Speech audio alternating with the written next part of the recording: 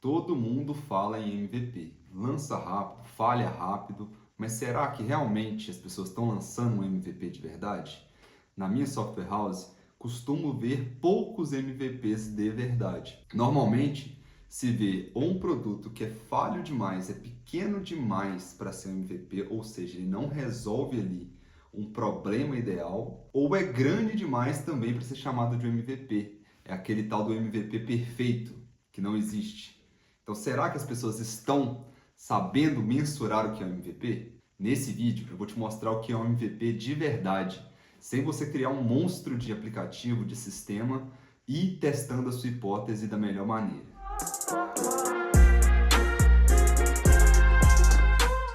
Se você é novo aqui, sou Lucas Toledo, dono de software house há mais de 5 anos e aqui nós desenvolvemos produtos centrados na estratégia. Esse canal fala sobre produto desenvolvimento. Se você se interessou, se inscreve aqui que toda semana tem vídeo novo. E antes de falar como fazer certo, primeiro eu preciso desconstruir o que a maioria entende errado. Mito número 1. O MVP precisa ser a menor versão possível do produto. Não, pessoal, o MVP precisa ser o menor possível para que você consiga aprender com ele, testar e validar aquele produto. Se você tem um produto que é pequeno, mas que não testa, que você não aprende com usuários reais, segundo a própria Inception, você não tem um MVP, você tem um produto incompleto. Mito número 2, o MVP pode ser feio, ele só precisa funcionar. A resposta é depende. Depende muito do seu contexto. Se você faz uma plataforma, um MVP, que precisa de dados de cartão de crédito ou que mexe com dados sensíveis, como por exemplo um aplicativo na área da saúde, um aplicativo mais financeiro, a estética importa para transmitir confiabilidade para o seu usuário desde o início. Senão, você pode perdê-lo por causa disso. Então faz sentido ter o mínimo de polimento.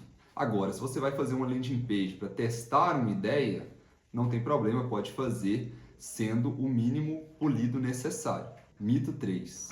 MVP é só para startup. Pessoal, conheço empresas de outros segmentos fora a tecnologia que usam a metodologia MVP para testar novos processos dentro delas. Conheço clientes nossos aqui que usam MVP e nem são startups, já são empresas consolidadas. O MVP é para minimizar custos e maximizar aprendizado em novos projetos. Agora deixa eu te contar sobre um projeto que a gente viveu na prática aqui. Um cliente chegou com a ideia de um marketplace, trouxe para a gente, mas ele não queria negociar a funcionalidade. Ele trouxe ali um produto completo, com meio de pagamento, com sistema de avaliações, chat interno e tudo mais de 15 features para começar. Nós tentamos argumentar com ele, falamos que aquilo não era um MVP, que o risco dele logo de início seria muito alto, mas ele foi redutível. Ele disse que se não fosse para lançar desse jeito, ele não colocaria o nome dele naquela solução. Então nós falamos, tudo bem, entregamos o orçamento, foi aprovado, 6 meses de desenvolvimento.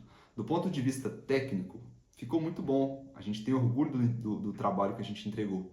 Mas, para o cliente, depois do lançamento, 1 mês depois não tinha nenhum vendedor cadastrado no marketplace. Então, fica aí o questionamento.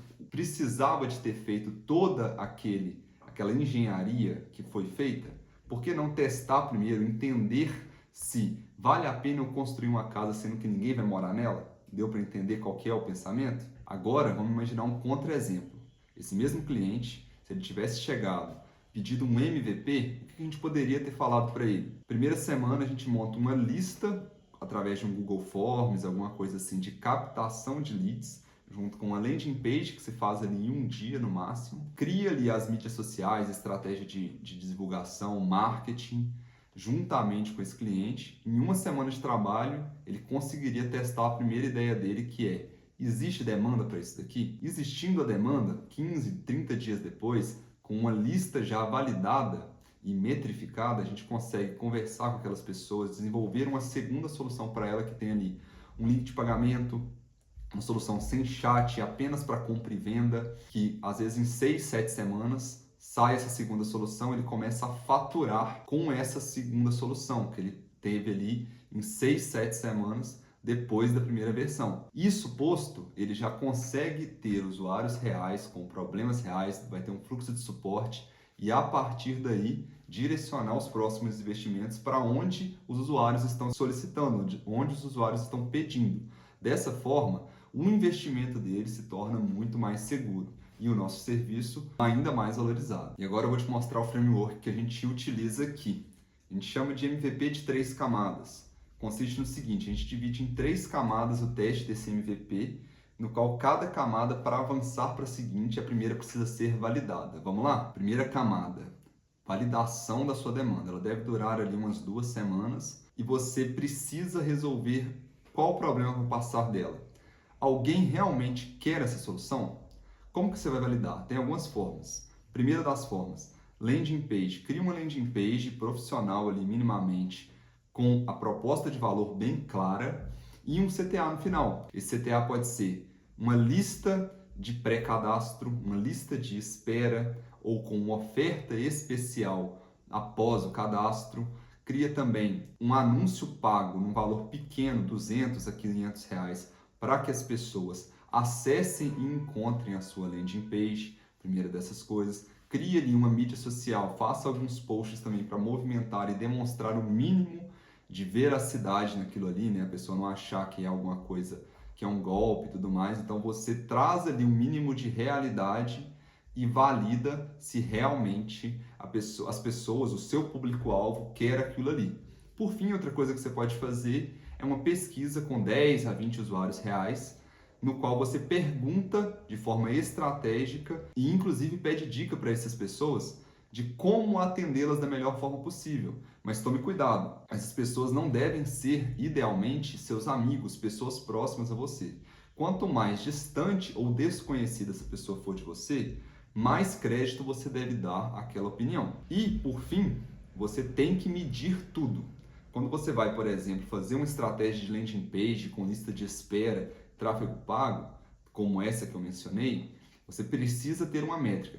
Se eu não conseguir pelo menos 30 pessoas depois de 2 semanas de tráfego pago, eu vou parar por aqui, não avanço para a camada 2. Porque se não tem validação, não é um MVP. A segunda camada é o MVP funcional.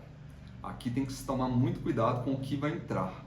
Vamos usar o exemplo do Marketplace que a gente conversou anteriormente. O que entraria no caso do Marketplace? Precisaria ter ali o portal do comprador, que ele essencialmente vai fazer o quê? Visualizar produto, comprar. No caso do vendedor, ele vai postar produto e receber. O restante não é necessário nesse momento, então a gente faria um MVP nesses moldes. Então, sempre faça esse exercício para você entregar o valor necessário, gastando o mínimo de recurso, seja tempo e dinheiro, possível para você validar. Aí você pensa nas métricas dessa etapa 2. Quais seriam métricas necessárias, quais seriam métricas recomendadas para você nessa etapa 2? As pessoas estão comprando? As pessoas estão voltando? Qual que é a taxa de compra a partir da pessoa que faz um cadastro? Qual a taxa de engajamento? Então, a partir daí você define essas métricas e aí você passa para a etapa 3, caso elas se cumpram. Camada 3, iteração guiada por dados. Essa é de forma contínua. Funciona da seguinte forma: você está sempre olhando para as suas métricas, olhando para os feedbacks dos seus usuários, tentando entender razões de churn, razões que vão fazer eles ficarem ainda mais, e é o erro que muitos cometem. As pessoas traçam um MVP, depois já tem um roadmap de lançamento seguinte, porque no final de um ano elas querem chegar naquele produto ali. Mas às vezes aquele produto ali não é nem para ele existir. Então, como deve ser feito? Continuamente você tentando entender o que o seu usuário de fato quer, como é que você vai aumentar a sua venda, como é que você vai aumentar a sua retenção e como que você vai diminuir o seu churn. Olhando essas métricas e trazendo resultados efetivos para ela e não se prendendo ao seu escopo inicial dos sonhos, você tem ali uma etapa 3 concluída e você tem ali um produto que está sempre evoluindo corretamente na metodologia MVP. E agora, se você deve estar pensando, beleza, mas isso aqui é papo de PO, papo de founder de startup, não é para mim. Mas o dev ele tem um papel muito importante no MVP, porque ele é o que diz para o founder, diz para o PO o custo daquelas funcionalidades. O custo de adicionar uma coisinha a mais. Ele vai trazer a realidade, ele precisa ter essa autoridade dentro da squad. Então você precisa se posicionar quanto a isso. E também é muito importante ser dito que o dev não pode falar que porque é MVP eu vou fazer gambiarra, eu vou fazer um código sujo e depois se precisar eu volto. MVP não é desculpa para má qualidade de código. Então você precisa se atentar a fazer uma solução que sim, daqui a pouco ela pode estar escalando e você não vai ter tempo de refazê-la. Então atuar no levantamento de requisitos no que diz ao custo daquela funcionalidade, quando se fala de tempo, sprints e tudo mais para o lançamento, e cuidar para que a qualidade seja boa desde o dia 1. E aqui, pessoal, vai um checklist que você pode usar no seu próximo projeto. Vamos lá. Primeira coisa, ter uma hipótese definida, como vocês estão vendo aí. Acreditamos que o tal público tem problema e pagaria por aquilo ali. Métrica de solução. Você coloca ali um número específico que valida a sua hipótese, como por exemplo, 30 pessoas se cadastrarem na minha lista de espera. Camada 1 executada. A demanda validada antes de começar a fase 2, começar a codar. Fluxo principal definido. Um único fluxo de ponta a ponta, aquilo do marketplace. Você precisa comprar e vender, não precisa de avaliação, não precisa de chat, nada disso para começar. Apenas o necessário. 5. Lista de não. Tudo que fica fora do MVP. É bom você escrever, porque você com certeza, quando teve a sua ideia, quando teve essa percepção de mercado, imaginou ali uma solução completa. Então tire tudo, escreva tudo que não vai estar, que não é necessário para aquele seu MVP. Prazo máximo. Se o MVP não lançou em 6 semanas, não é um MVP. Então defina esse prazo para a fase 2.